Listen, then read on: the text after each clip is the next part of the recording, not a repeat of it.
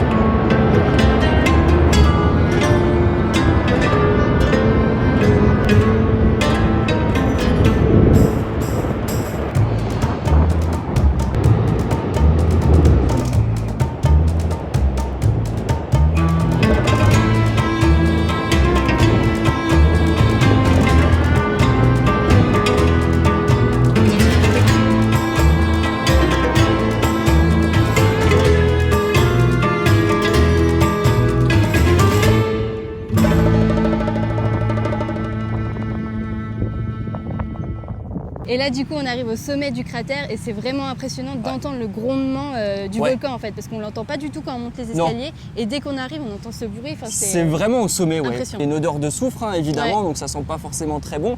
Mais alors, ce qui est ouf, c'est qu'il y a énormément de monde, énormément de monde. Et au début, il y a quelques petites barrières et encore les barrières. Et encore, des fois, il n'y a pas de barrières, enfin, elles sont cassées. Donc, elles sont cassées, elles sont pas en bon état. On est vraiment sur une arête du cratère et d'un côté, il y a le gouffre. Si on tombe, c'est la mort assurée. Et de l'autre côté, c'est l'autre côté de la pente en fait où vraiment, pareil, c'est mortel. Hein. C'est des crevasses, c'est là où la lave passe quand il y a des éruptions. Et en fait, il y a un moment où il n'y a plus du tout de barrière et on peut aller vraiment jusqu'au sommet du cratère. Tu as vite fait de glisser quand même et de tomber dans le cratère. Surtout avec le monde, en fait, il y a tellement de monde que tu as l'impression qu'on peut te pousser à tout moment et c'est un ça. petit glissement. C'est ça, il suffit que quelqu'un se retourne et qu'il nous mette un coup de sac ou quoi. J'avais vu des vidéos où il y avait des gens qui l'avaient fait en après-midi, il n'y a absolument personne sur le cratère.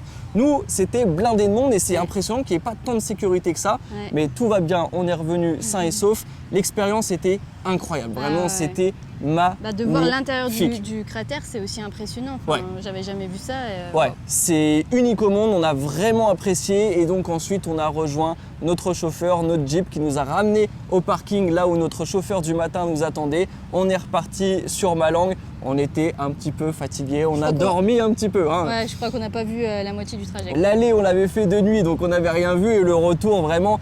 si au début quand même, j'abuse parce qu'au début du coup on redescend du parc national, on est dans la chaîne de montagne et là comme à Dieng on voit des cultures en terrasse partout, les paysages partout sur les montagnes. Aussi, C'était exceptionnel et une fois qu'on n'a plus vu ces terrasses, là, boum, on s'est endormi et on a passé la journée à dormir. Donc là, on est le lendemain, on a vraiment apprécié cette excursion. Alors, je ne vous cache pas, on avait lu sur internet que c'était un petit peu cher. Déjà, l'entrée du Bromo est chère, il est cher pour les touristes internationaux parce que les locaux payent à peu près 8, 9, 10 fois moins. Vraiment, c'est impressionnant comment ils chargent les touristes. Mais bon, ça valait le coup quand même. Nous, avec le pouvoir d'achat qu'on a en tant qu'Européens, c'est pas non plus abusé. Je crois que l'entrée du Bromo doit être autour de 25 € par personne. D'ailleurs, c'est plus cher si on y va le week-end, je crois. Nous, on l'a fait donc en semaine. Mais du coup, on avait pris l'excursion vraiment tout compris avec le taxi de nuit, la Jeep qui nous attendait. Privé parce qu'on pouvait aussi prendre le taxi partagé, la Jeep partagée, mais on dépendait des autres. Et là, vraiment, on voulait être tranquille. Mais on a quand même payé 1 800 000 roupies indonésiennes. Vous avez la conversion juste en dessous, ça fait plus de 100 € quand même, donc c'était cher. On a comparé, on a demandé à plusieurs agences pour comparer les prix, donc on a pris forcément le moins cher. Et les prix c'était, il y en avait plus, c'était pour 180 €. C'est quand même très cher. Si on accumule les activités sur l'île de Java, comme le temple Borobudur et le volcan, là ça commence à faire cher. Ça commence à faire cher, mais honnêtement c'était exceptionnel. On reviendra sûrement pas là de sitôt si ce n'est jamais, donc vraiment ça valait le coup. Et encore une fois, en tant qu'Européens, on a quand même un pouvoir d'achat qui nous le permet, donc on ne peut pas se plaindre de payer un petit peu plus que les locaux. Du coup, on est à Malang encore pour une journée. On va vlogger là cette journée, donc on va arrêter ce vlog et on va en tourner un autre juste après. Donc vous étonnez pas sur 2 vidéos de suite, on a les mêmes vêtements. Pour ceux qui ne sont pas encore abonnés, il est encore temps de le faire. Il suffit de cliquer sur le bouton s'abonner, ça ne vous coûte rien et nous ça nous soutient énormément. Pareil pour les likes, si vous avez apprécié cette vidéo, mettez un like sur cette vidéo. Pareil pour les commentaires, vous le savez maintenant, non seulement vos commentaires nous font plaisir, mais en plus de ça, ils permettent de mettre les vidéos en avant. Donc merci à tous ceux qui nous soutiennent depuis le début. On se retrouve très vite pour une prochaine vidéo en Indonésie. À la prochaine.